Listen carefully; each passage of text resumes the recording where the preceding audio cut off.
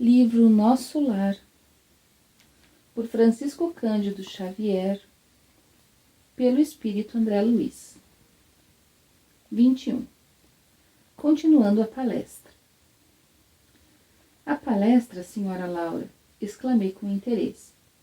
Sugere numerosas interrogações. Revelar-me-á a curiosidade, o abuso. Não diga isso, retrucou bondosa. Pergunte sempre. Não estou em condições de ensinar. Todavia, é sempre fácil informar. Rimo-nos da observação e indaguei em seguida. Como se encara o problema da propriedade na colônia? Esta casa, por exemplo, pertence-lhe? Ela sorriu e esclareceu.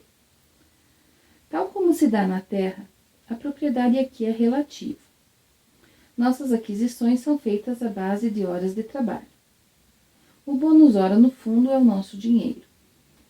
Quaisquer utilidades são adquiridas com esses cupons, obtidos por nós mesmos, à custa de esforço e dedicação. As construções, em geral, representam patrimônio comum, sob controle da governadoria. Cada família espiritual, porém, pode conquistar um lar, nunca mais do que um, apresentando 30.000 bônus hora, o que se pode conseguir com algum tempo de serviço. Nossa morada foi conquistada pelo trabalho perseverante de meu esposo, que veio para a esfera espiritual muito antes de mim. 18 anos estivemos separados pelos laços físicos, mas sempre unidos pelos elos espirituais. Ricardo, porém, não descansou. Recolhido ao nosso lar, depois de certo período de extremas perturbações, compreendeu imediatamente a necessidade do esforço ativo, preparando-nos um ninho para o futuro. Quando cheguei, estreamos a habitação que ele organizara com esmero, acentuando-se nossa aventura. Desde então, meu esposo ministrou-me conhecimentos novos. Minhas lutas na viuvez haviam sido intensas. Muito moça ainda, com os filhos tenros, tive de enfrentar serviços rudes. À custa de testemunhos difíceis, proporcionei aos rebentos de nossa união os valores educativos de que eu podia dispor, habituando-os, porém, muito cedo aos trabalhos árduos. Compreendi depois que a existência laboriosa me livrara das indecisões e angústias do umbral, por colocar-me a coberto de muitas e perigosas tentações. O suor do corpo, ou a preocupação justa, nos campos de atividade honesta, constituem valiosos recursos para a elevação e defesa da alma. Reencontrar Ricardo, tecer novo ninho de afetos, representava o céu para mim. Durante anos consecutivos, vivemos a vida de perene ventura, trabalhando por nossa evolução, unindo-nos cada vez mais e cooperando no progresso efetivo dos que nos são afins. Com o correr do tempo, Lísias, Yolanda e Judite reuniram-se a nós, aumentando nossa felicidade. Após ligeiro intervalo em que parecia meditar, minha interlocutora prosseguiu em tom grave. Mas a esfera do globo nos esperava. Se o presente estava cheio de alegria, o passado chamava a contas para que o futuro se harmonizasse com a lei eterna. Não podíamos pagar a terra com bônus hora, e sim com o suor honrado, fruto de trabalhos. Dada a nossa boa vontade, aclarava-se-nos a visão relativamente ao pretérito doloroso. A lei do ritmo exigia, então, nossa volta. Aquelas afirmativas causavam-me viva impressão. Era a primeira vez que se feria tão fundo aos meus ouvidos, na colônia, o assunto referente a encarnações pregressas. Senhora Laura, exclamei interrompendo-a, permita por obséquio uma parte. Perdoe a curiosidade. No entanto, até agora ainda não pude conhecer mais detidamente o que se relaciona com o meu passado espiritual. Não estou isento dos laços físicos? Não atravessei o rio da morte? A senhora recordou o passado logo após a sua vinda ou esperou o concurso do tempo? Esperei-o, replicou sorridente.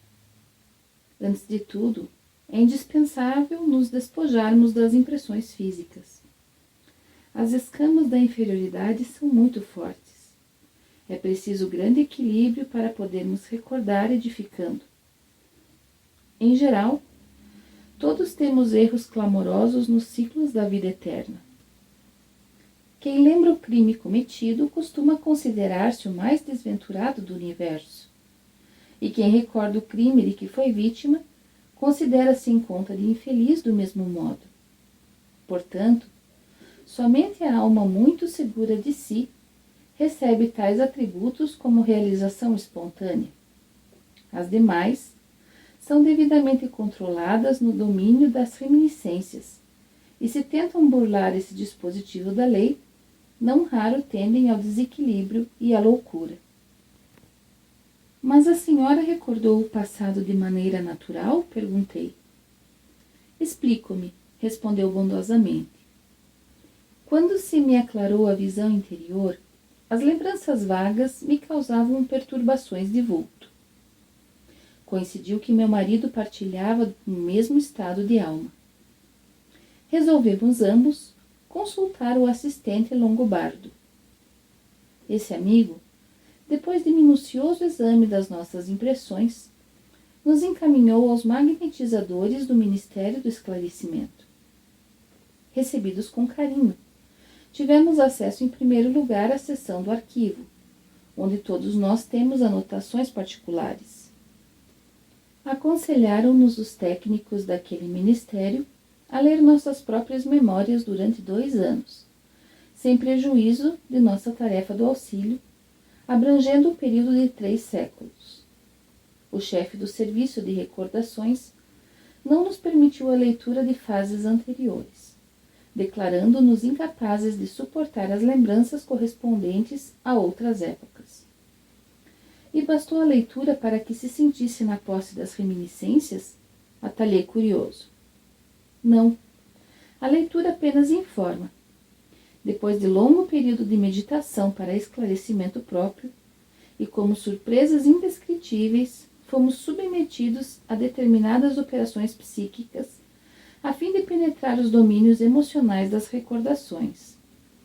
Os espíritos técnicos no assunto nos aplicaram passes no cérebro, despertando certas energias adormecidas. Ricardo e eu ficamos, então, senhores de 300 anos de memória integral. Compreendemos, então, quão grande é ainda o nosso débito para com as organizações do planeta. E onde está nosso irmão Ricardo? Como estimaria conhecê-lo? Exclamei sob forte impressão. A genitora de Lísias meneou significativamente a cabeça e murmurou. Em vista de nossas observações referentes ao passado, combinamos novo encontro nas esferas da crosta. Temos trabalho, muito trabalho na Terra. Desse modo, Ricardo partiu há 3 anos. Quanto a mim, seguirei dentro de breves dias.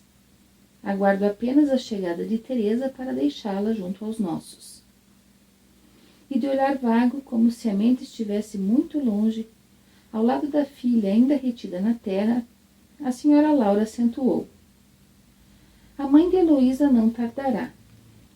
A passagem dela pelo umbral será somente de algumas horas, em vista dos seus profundos sacrifícios desde a infância. Pelo muito que sofreu, não precisará dos tratamentos da regeneração.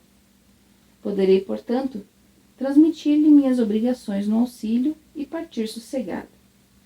O Senhor não nos esquecerá.